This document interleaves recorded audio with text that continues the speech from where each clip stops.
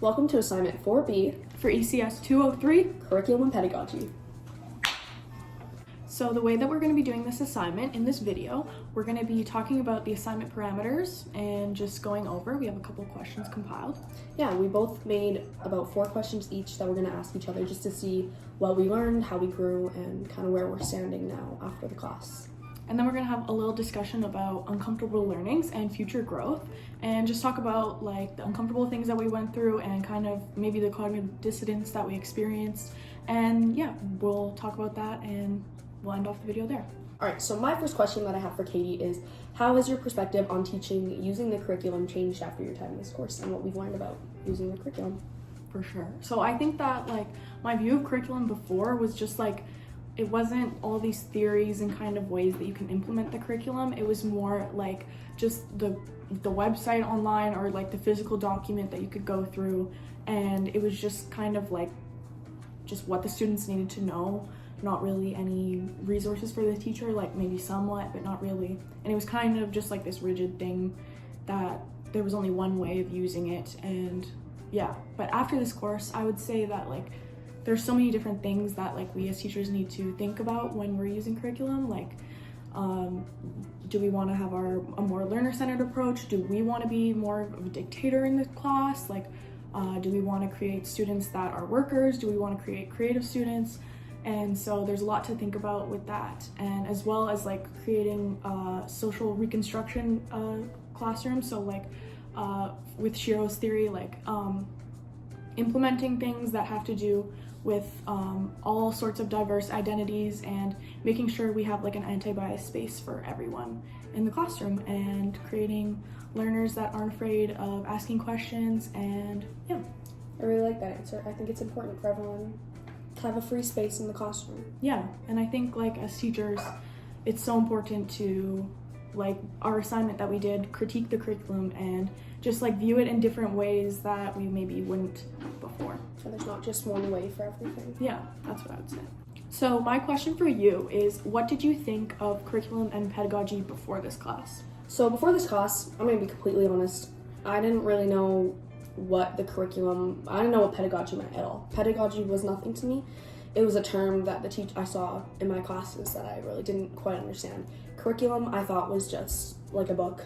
I didn't really understand that I got it. I could have everything at my fingertips. I could see the whole class, see everything I need to do step by step.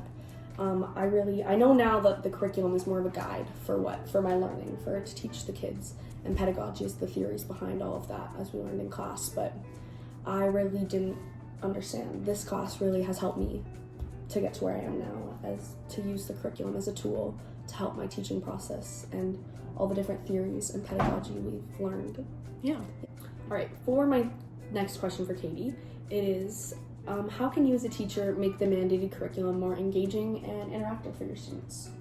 I think that like I really want to take everything that I've learned around like learner-centered ideology kind of principles. I really want to like delve into what my students like and what they want to learn. So for example, if they were like super interested in like current events, I would like put that into all the types of like outcomes and indicators that are required in the curriculum. Like for example, like social studies, art, English, all that kind of stuff. Well, we kind of learned that with our unit plan. Exactly. Getting treaty ed into every single thing, so that works nicely. That's exactly. So with the treaty ed curriculum, as I was saying, I think that like our unit plan really taught us, like our group of 4 unit plan really taught us like how we can take one outcome and really stretch it to a bunch of different subjects, especially with something as important as treaty ed and just learning about First Nations culture and implementing that into the classroom. I think that's really important, especially if we have Indigenous students in the classroom. And even if there's no Indigenous students, it's especially super important for all diverse cultures to learn about, especially what happened here. Yeah, and to feel like students are represented and in all different types of ways. So I think, just letting students kind of guide what we're doing, how we're learning. I really want to be creative in what I teach and how I teach it, and I think it's really important to listen to students and give them a voice in the classroom. So my next question for you is, which curriculum theorist do you think impacted or affected your view of curriculum the most? I think the theorist that affects me the most or impacts how I think the most and I think I align more with would be Banks, especially because he has so many different approaches that I've found can really help me as a teacher.